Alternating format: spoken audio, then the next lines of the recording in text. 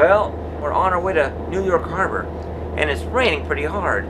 I guess you could say it's raining cats and dogs. And those windshield wipers in the front there, they're having a hard time keeping up with it. It's like being in a car wash, you know? Yeah, pretty bad. See, the thing is, I like to see where I'm going. Well, we made it. We are entering New York Harbor, home of the Statue of Liberty, Ellis Island, and the Staten Island Ferry, just to name a few of the historical places and things here.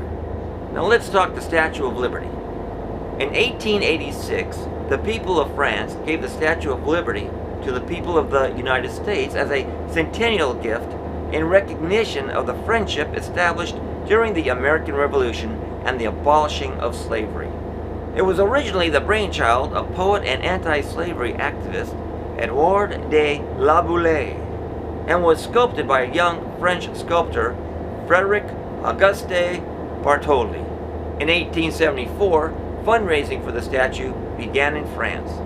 It was agreed that the United States would pay for the statue's pedestal. So in 1877, Congress authorized the site where the statue would be placed, and private funding began for pedestal construction.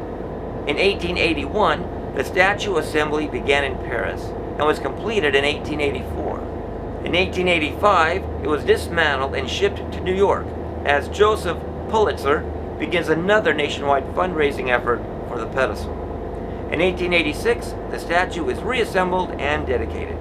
Now let's talk Ellis Island. Ellis Island is a historical site that opened in 1892 as an immigration station, a purpose it served for more than 60 years, until it closed in 1954. Located at the mouth of the Hudson River between New York and New Jersey, Ellis Island saw millions of newly arrived immigrants pass through its doors.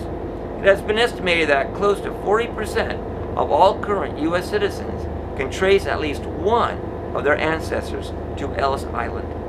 The Staten Island Ferry originated in 1817 when the Richmond Turnpike Company started a steamboat service from Manhattan to Staten Island. Cornelius Vanderbilt bought the Richmond Turnpike Company in 1838, and it was merged with two competitors in 1853. The combined company was in turn sold to the Staten Island Railroad Company in 1864. Now, the Staten Island Ferry was then sold to the Baltimore and Ohio Railroad in 1884, and the city of New York assumed control of the ferry in 1905. By 1967, the Staten Island to Manhattan Ferry was the only commuter ferry within the entire city and still runs today. So now we're getting ready to dock. Then we're going to go grab a bite to eat and then settle down for the night.